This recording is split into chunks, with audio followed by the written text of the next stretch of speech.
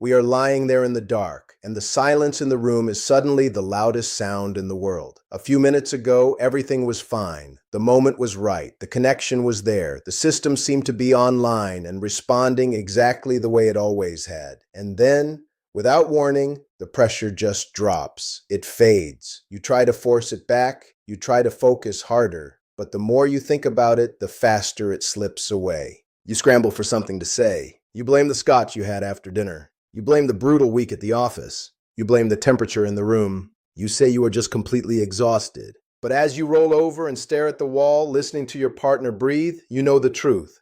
You are not just tired. You are terrified. When this happens to us, when the equipment works initially, but simply cannot hold the pressure, we panic. And when a man panics about his physical performance, he immediately looks for a shortcut. We want the problem solved by tomorrow night. We wait until the house is quiet, we open a private browser on our phone, and we start searching for quick fixes. We look for the supplements, the exotic roots, the blue pills, the instant patches that promise to rewind the clock. We want to bypass the failing infrastructure and just force the engine to rev. I know exactly how that panic feels because I lived in it for years. In my late 50s, I was still traveling constantly, closing sales contracts between Austin and Chicago, living on adrenaline and bad airport food. My entire life was built on the premise that if I just pushed harder, I could force an outcome. So when my body started failing to maintain a response, I tried to manage it the same way I managed a lagging sales quarter. I looked for the fastest possible intervention. I bought the supplements. I looked for the magic fix. I was desperately trying to treat a symptom because I was too proud to look under the hood and admit the engine was fundamentally struggling. But those quick fixes are a trap. They might force the valve open for a night, but they do absolutely nothing to repair the underlying network. And eventually, even the quick fixes stop working because you cannot force pressure through a system that is fundamentally compromised. What starts as a physical failure quickly becomes a psychological prison. You stop being present with your partner. Every time intimacy begins, you are no longer in the room with her. You are entirely in your own head, monitoring your own equipment, waiting for the inevitable drop in pressure. You become an anxious spectator to your own failure. That anxiety acts like an emergency brake on the nervous system.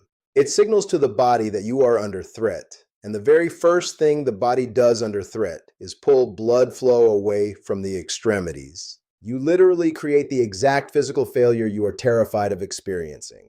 I spent years avoiding my wife, creating distance, picking fights over trivial things just to ruin the mood so I would not have to perform. I was protecting my pride, but I was destroying my relationship. I had to stop looking for a patch and start looking at the mechanics of my own body.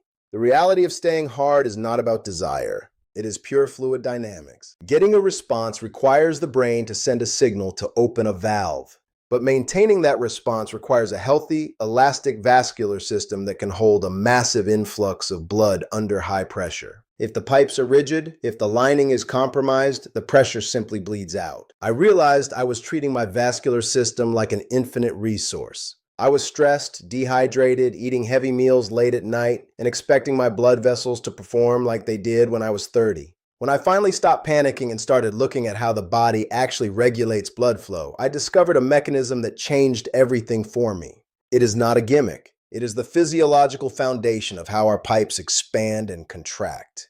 The inner lining of our blood vessels produces a chemical signal that tells the pipes to open up and let the blood rush in. When we are young, the body produces this signal easily. But as we age and as we accumulate stress and poor habits, that production plummets. The pipes stay narrow. The pressure cannot hold. I had to figure out how to force my body to start producing that signal again. I had to build a daily habit that demanded vascular expansion. I started with the air I was breathing and the way I was moving the moment I woke up. I live in Scottsdale, and every morning before I look at a single email, I walk. But I do not just stroll. I walk with purpose, and I completely close my mouth. I force myself to breathe entirely through my nose, drawing the air deep into the lungs. Nasal breathing is not some modern wellness trend. It is a mechanical trigger. Breathing through the nose actually releases that exact chemical signal into the bloodstream, telling the entire vascular network to relax and expand. I combine that with movement. I walk up the hills near my house, forcing the heart to pump, forcing the blood to rush through those newly expanded pipes. I am actively exercising the elasticity of my own infrastructure. I am reminding the system how to handle volume. If you only ask your blood vessels to expand once a week in the dark, they will fail. You have to demand that expansion every single day in the daylight. Then I had to look at the raw materials I was putting into the supply chain. You cannot build hydraulic pressure if the fluid is thick with sludge. I stopped eating the heavy, processed meals that were inflaming my system. I started eating massive amounts of the specific foods that serve as the building blocks for that chemical signal. Beets, spinach, dark leafy greens. I did not do it because I suddenly love salads. I did it because I was aggressively managing my own vascular health. I was clearing the lines. But the physical mechanics were only half the equation.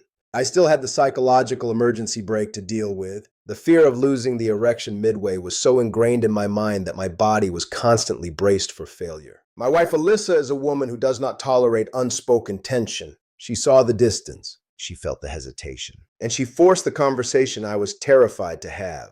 I had to look her in the eye and admit that I was struggling. I had to tell her that when we were together, I was trapped in my own head, terrified of letting her down, terrified of losing my manhood. The moment I said it out loud, the power of that fear broke. When you stop pretending, when you stop hiding the mechanical struggle, the performance anxiety evaporates. She did not judge me. She just understood. And the next time we were together, because the fear of failure was completely removed from the room, my nervous system finally felt safe enough to relax. The valves opened. The pressure held. It is not a permanent magical cure. It takes daily maintenance. There are still days when I am too stressed or too exhausted, and the system does not cooperate perfectly. But I do not panic anymore. I know exactly why it is happening, and I know exactly how to fix it. If you are dealing with this, if you are watching the response fade away and feeling that cold dread in your stomach, stop looking for a shortcut. Stop buying the pills online at 2 in the morning. A quick fix will not save a collapsing infrastructure.